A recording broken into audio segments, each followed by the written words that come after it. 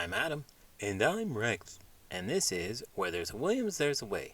Hey, Rex. Hello, Adam. I was just thinking about Indian food. Oh, yeah? What about it? Have you ever pondered the wisdom of the old saying, a wagging tail makes for a happy heart? Sure. But what does that have to do with Indian food?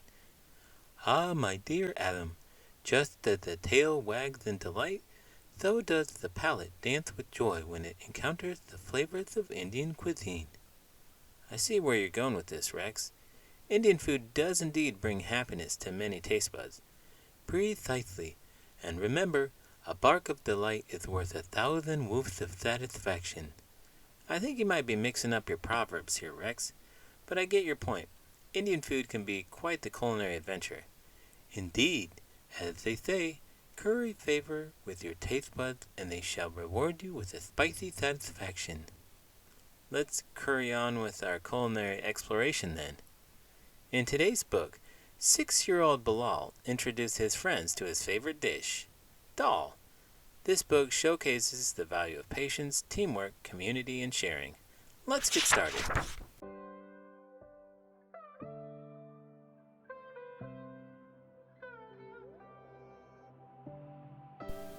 Bilal Cooks Daal by Aisha Saeed, illustrated by Aisha Saeed. Bilal is biking outside with his friends when his father steps out of the house. Bilal, it's time to begin cooking dinner, says Abu. Bilal's friends ask why they would need to start cooking so early. This dish takes patience, Abu says. This dish takes time. It's the best meal of all, says Bilal. It's dal. What's dal like? Is it salty? Does it taste really good? Dal is nutty and creamy and warm like soup. There are all different kinds. Come see. You can help us pick which one. They take off their shoes, they wash their hands. Bilal grabs his favorite stool. They study the colors.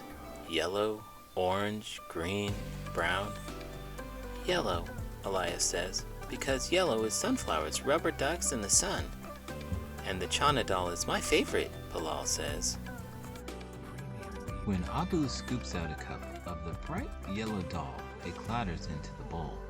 They're like small pebbles, but shaped like pancakes, and they slip through Bilal's fingers like sand. They line up the spices. Bilal breathes in the scent of turmeric, chili, cumin. Morgan sprinkles salt. Elias tries to help. Bilal combines the spices. Abu pulls out a pot, the biggest they have. I have stumbled upon an interesting recipe. What culinary delight have you uncovered this time? Prepare thy senses, for it is none other than the legendary banana bark biscuit, a recipe hailed by barks of approval from canines far and wide. Banana bark biscuits, you say? Sounds like something Pim would like. What's in it? Ah, heed closely, for the ingredients are as crucial as the lessons of yore. Gather thy ripe bananas, oats of the rolled variety, a pinch of cinnamon for the aromatic symphony, and peanut butter, the nectar of the gods. Peanut butter and bananas, huh? Well, that does sound like a healthy treat. But why are you talking like that? Talking like what? I'm simply telling you a recipe that is healthy, indeed. For in every bite lies the balance of sustenance and delight. But lo, the process is where true mastery lies. Mix thy bananas and oats with a dash of cinnamon for flavor divine, then mold into shapes most pleasing to the eye. So we're making them into shapes like bones, or precisely, for presentation is paramount, as we teach not only the palate but the eye, and once shaped, it's the fiery abyss of the oven that they must go, to emerge golden and fragrant, a testament to our culinary prowess. Alright, Rex, you've convinced me. Let's give a recipe a try. But I have to say, if these biscuits don't turn out well, I'm blaming you. It looks funny, Morgan frowns. It smells funny, whispers Elias. Do you think it will taste okay? And suddenly, Bilal is a little tiny bit worried that maybe, just maybe, his friends won't like dal at all. Is it ready? asked Elias. Can we taste? Asked Morgan. No, Abu explains. Dal takes time. We have to wait. The flavors mix together slowly. You kids go play and have fun while it cooks. They run outside to play hopscotch. Elias numbers the sidewalk to 20. Let's make it longer to 100, he says. It'll definitely be done by then. So they hop, skip, and jump to the end. Caleb and Emma join too. Let's check if it's ready. Let's go take a bite. Not yet, Bilal tells them. It all takes time. We have to wait. They put on swimsuits, slip down the slide, and cannonball into Morgan's pool. Elias floats. Morgan dives. Some more neighborhood kids join them, and they all play Marco Polo. Is the doll done? Asked Morgan. It's gotta be ready by now. Bilal squints at the sun. It's not as high in the sky. Almost, he tells them. It all takes time. We have to wait. They hike through the forest and skip pebbles in the stream. The sun starts to set. As they watch fireflies glow, they hear Abu call out, "Bilal, it's almost time." Geez, it seems like they have to wait all day for this meal. My dear friend, patience is a virtue indeed. Patience is like a fine wine, it gets better with time. But I don't drink wine. Yeah, I don't really either. Yet patience is also like a stubborn squirrel, hard to catch, but worth the effort. Patience is the key to many doors, like the door to understanding math problems for my students. Precisely, Adam. As I always say, patience is the leash that keeps the chaos from straying too far. Just like how patience keeps my classroom from turning into a circus. Indeed, and remember, Adam, patience is the bone best chewed slowly. I'll keep that in mind, especially during those long parent-teacher meetings. Patience, there is truly a test of one's endurance. But as they say, patience is the bridge that leads to understanding. Couldn't agree more. And as an elementary school teacher, I'd say patience is the secret ingredient to surviving the chaos of the classroom. They march up the cobblestone steps. They knock on the yellow door, and as loud as they can, they ask, "Is it done?" "Come see." Abu smiles and opens the door wider. The kids rush inside. Bilal lifts up the lid. He peeks in the pot. Abu says, "Ready for the final steps?" They dice up the onions, chop ginger, press garlic, squeeze lemons, and top it off with fresh cilantro. Bilal puts out plates. Abu sets out the naan. The kids pull up every chair in the house. Yum. Bilal watches his friends take a spoonful of dal. It's steamy, says Morgan. Like soup, says Elias.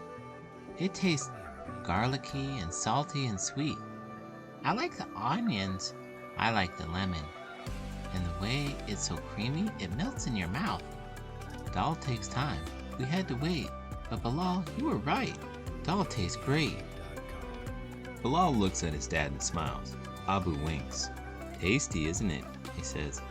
"Like my Ami once made. My friends and I helped her once, like you." Dal is tiny. Dal is tough.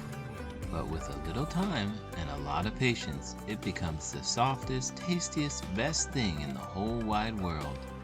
And the best part is sharing it with friends. That's why Bilal loves dal so much. When it comes to the vast expanse of culinary delights, I like to taste the unknown and savor the novel. You mean trying new food? Precisely. For in the pursuit of gustatory enlightenment, one must dare to venture beyond the familiar confines of the dog bowl or the cafeteria tray. Well, Rex, I must admit, your enthusiasm is infectious, but what exactly do you have in mind? Fear not, dear Adam, for I have meticulously curated a list of culinary conquests, from the exotic spices of the Far East to the tantalizing flavors of the Mediterranean. We shall sample them all. Sounds adventurous, but I hope you're prepared for the possibility that we might encounter some less than appetizing dishes along the way. Ah, but therein lies the beauty of the culinary odyssey, for even in the face of culinary calamity, we shall emerge unscathed, armed with the knowledge that we have dared to taste the unknown. Your optimism is truly inspiring. As the ancient proverb goes, in the realm of food, fortune favors the bold. If you enjoyed this video and you want to be bold about it, please give it a thumbs up and subscribe to the channel. I'm Adam. And I'm Rex. And this is Where There's a Williams, There's a Way. Author's note. Dal is a staple food in much of South Asia, including in Pakistan, where Bilal's grandparents grew up. Dal, also known as lentils in English, is the name of a thick vegetarian stew full of healthy protein and vitamins. There are many different types of dals, each with their own color, shape, and flavor. Some cook quickly, and some can take all day to make it just right. People eat dal with rice, bread, and sometimes just with a spoon. Chana dal recipe. Please ask a grown-up for help. Ingredients: 1 cup chana dal, 3 cups water, 1 tablespoon turmeric, 1 teaspoon salt, 1 teaspoon chili powder, 1 teaspoon cumin powder, 1 teaspoon coriander seeds, 3 tablespoons olive oil, 1 diced medium onion, 1 sliced jalapeno, optional, 1 teaspoon minced ginger, 1 teaspoon minced garlic, 1 diced medium tomato, 1 teaspoon lemon juice, 1 tablespoon garam masala, 3 tablespoons fresh cilantro, optional. Directions: rinse and drain the chana dal. Place dal in slow cooker. Mix water, turmeric, salt, chili powder, cumin powder, and coriander seeds into the pot. Cook on low for 8 to 10 hours or on high for 4 to 5 hours. In a frying pan, add oil and fry onions, jalapeno, ginger, garlic, and tomatoes together and cook until softened 7 to 8 minutes. Mix the sautéed vegetables into the slow cooker. Add lemon juice and garam masala and stir. Top with fresh cilantro for garnish. Did you know? Dal has been prepared since 800 to 300 BC in South Asia. The word dal comes from the Sanskrit word dal, which means to split.